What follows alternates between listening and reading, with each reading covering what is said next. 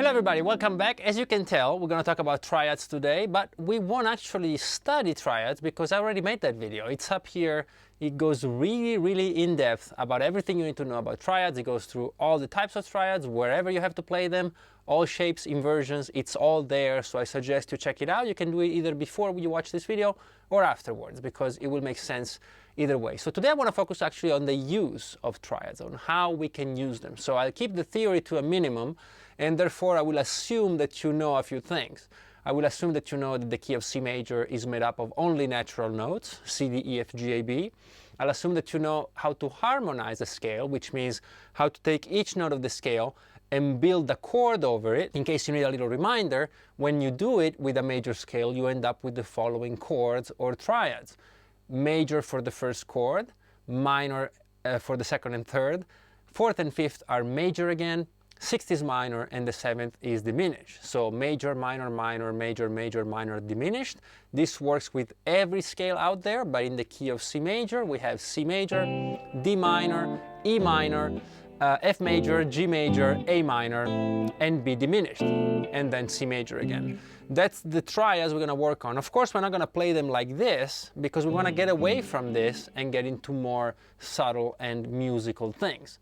If you know about voice leading, there's a little bit of that, of course, in this, and that's actually kind of the glue that holds this video together, as you'll see shortly. Before we begin, let's show you the triads we're going to use for today's example. They're the same ones I used in this little thing I improvised at the beginning. And we're only going to focus today on 3 strings, fourth, third, and second. We could have done it with any set of 3 strings, even open triads, but for today, we're only going to focus on these 3 strings. And as some of you know, triads appear in 3 possible ways. One, where the root is at the bottom. That's the fundamental or root position. And we're going to have one for major, one for minor, and one for diminished. Then we can have a first inversion where the third now is at the bottom and the root moves all the way up top. And then we have a second inversion where the fifth is at the bottom and the root goes to the middle of the triads. Now I'm going to show you all of them so you don't have to worry about it. If you can't remember all this, if you're on my Patreon, you'll be able to download the whole thing. Plus, of course, the PDF from the previous video where you have every single triad out there in a neat document you can refer back to. So if you'd like to join, there's a link below. I really appreciate your help and support. But even if you don't, feel free to take screenshots of any of this and figure it out for yourself. I'm sure you'll be able to. Okay, so let's begin with our major triads. A root position of 4th string. This is a major chord in C. Then for our first inversion, this is our fingering. As you see, the root has moved to the bottom or to the highest note. And because it involves an open string, I suggest you also learn it up here on the 14th, 12th, and 13th fret. And then for our second inversion, the root falls onto the 3rd string right in the middle. And now the bass is the G, the 5th. Okay, so that's for C, of course, but if I know where my root is, I can move it anywhere I want and I will get that major triad, which is kind of the point of this whole video, as you'll see. We also need minor triads and a diminished triad. So let's go through all those. Again, I'll play all of them in the key of C and then we'll move them to the appropriate root. So from the major triad, all you have to do is lower the third. The E becomes E flat for C minor. This is our fingering for C minor. In root position, if I go down to the first inversion, it will be like this. Again, let me show it to you with no open strings. And then for the second inversion, it goes like this. Okay, so that's C minor. They're all C minors. They're just played in different voicings, right? So we have minor, minor, and minor. It's always C minor. And then we also need a diminished triad because, as you can tell, the 7th degree of a major scale is harmonized as a diminished chord.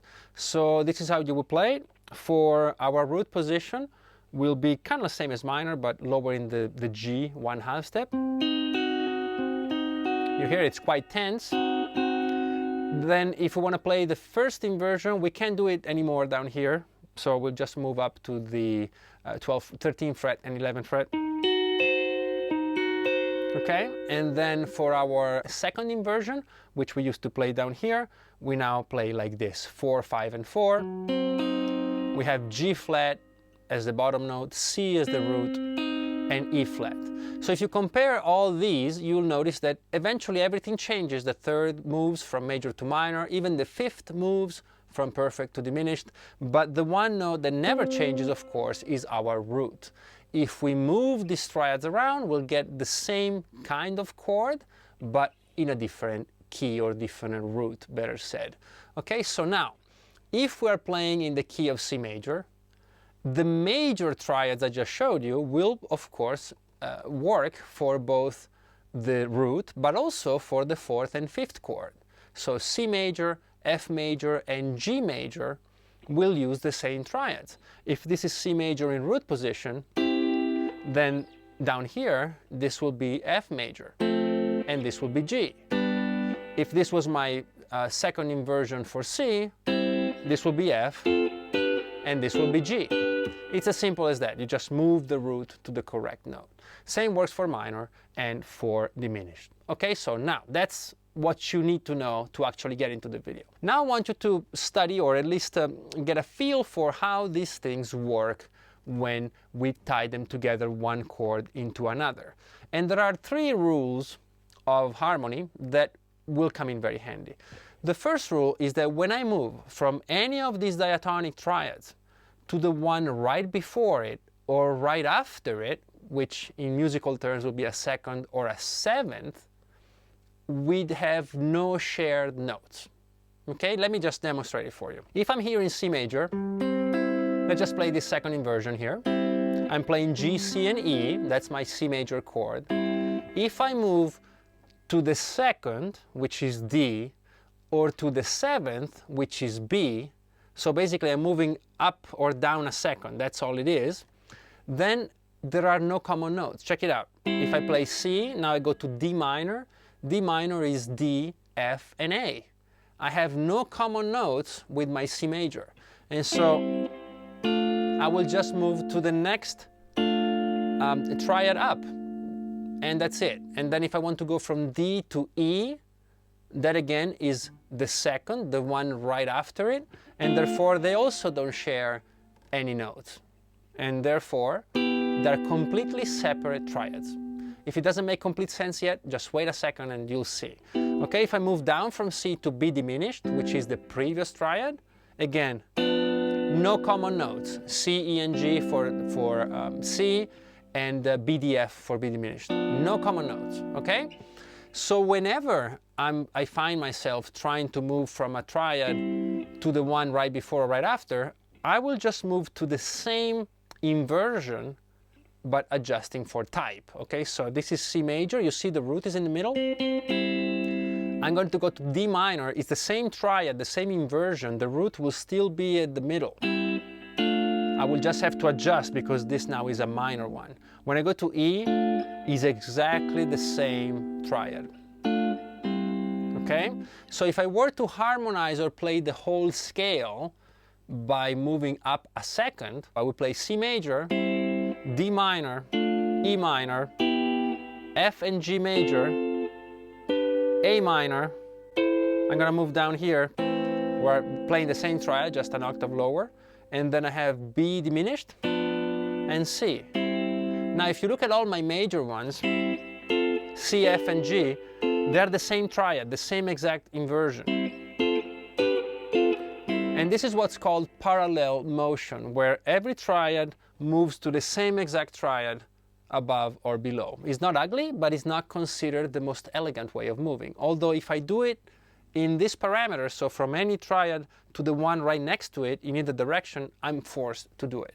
At least if we don't want to get into really deep harmony theory, okay? So that's the thing. So if I have a little progression that goes C, D minor, I might actually...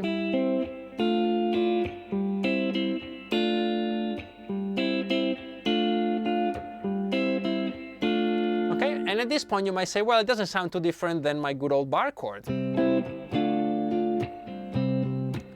And you'd be right, but that's because we're doing sevenths and seconds.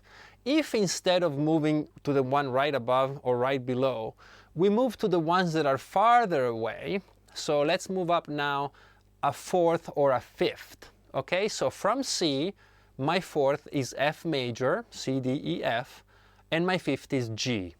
If I move up, that is C, D, E, F, and G. If I were to move downwards, it would be the same thing. C, I move down 4, that's G, C, B, A, G, and then if I move down 5 is F. So it's the same thing in both directions. It doesn't really matter. If I move up a fourth or a fifth or down, these two chords, these triads, will share one note. Okay, so if I go from C, I'm going to play always in the same inversion. So G, C, and E, that's my notes. If I go to an F major chord, F major is made up of F, A, and C. As you can tell, C, E, and G for C major, F, A, and C for F major, there's a common note. There's one common note, which is the C, okay? And therefore, this is how things get interesting. I could move from C to F. But maybe there's a way that's more elegant, that makes these two triads more connected because they're sharing a note, and I'm going to take advantage of that shared note. And if I look at my first triad where I start on, my C is here on the 5th fret of the 3rd string, the darker dot always throughout this video. If I now find the F triad that's closest to this, I realize that it's this one. It's my first inversion. And the C, as you can see, is shared by both of them. I'll put one of them in gray, right? And then you can see how they overlap. So now my C major to F major, instead of sounding like copied and pasted, it sounds really flowy and connected, right? And this is one of the most beautiful things in music when you actually get into it heavily. So this is our first taste of it. You say, well, but you also said I could go up a fifth or come down. Okay, if we go up a fifth, which is the same thing as going down a fourth, and again, this is not a video about interval theory, but trust me, it would be C to G, right? I would go from C to G major. And indeed, I write down the notes of C major, C, E, and G. I write down the notes of G major, which are G, B, and D. And there it is. Our G is shared. We have a shared G. So again, I could just play the same triad, copy paste. C, G, C, G in same inversion. But what if I want to take advantage of this G here? So I'll play it in C major. And then I'll move the other notes around that G. And now, as you can see, I'm playing second inversion of C, but root position of G. You see the root at the bottom. That's my root position for G. That's pretty beautiful. So now I could play between C to F, back to C, to G. Every chord flows into the other instead of that. The next one up, which is, okay, let's not move to the triad right next to it, but let's not also move that far away. Let's move kind of in the middle, which is the 3rd and 6th. So if I move up or down by a 3rd or a 6th, means that from C we go C, D, and E, E minor, or we could move up a 6th, C, D, E, F, G, A, A minor. So if I go from C major to either E minor or A minor, I would actually find that these triads share 2 out of 3 notes. It's kind of incredible. C major is C, E, G. E minor is E, G, B. The only note that changes is the C that is 1/2 step lower to a B.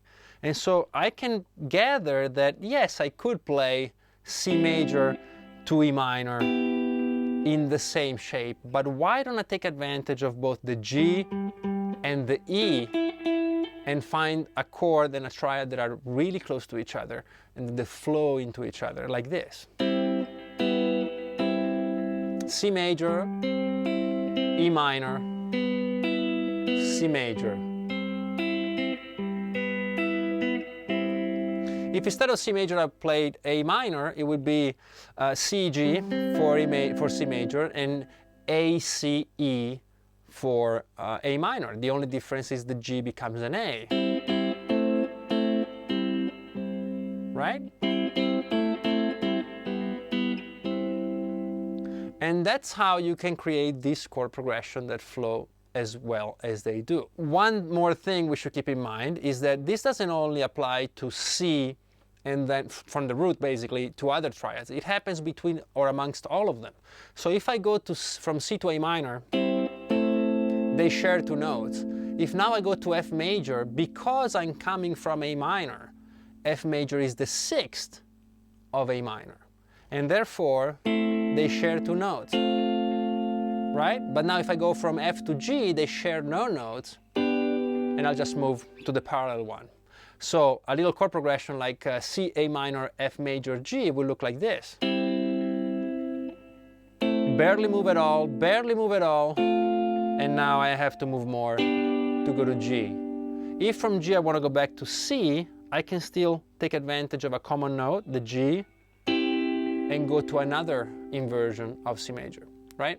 Everything we discussed with this inversion, I just picked it because it's in the middle of the neck, would work from any other, okay? We won't get into that today. Again, you'll find all your triads up here, but if I were to go from this root position in C and move to F, I'll still get a common note because it's a fourth higher. If I go from F to G, I get none. But from G to E minor, I'll get two common notes, right?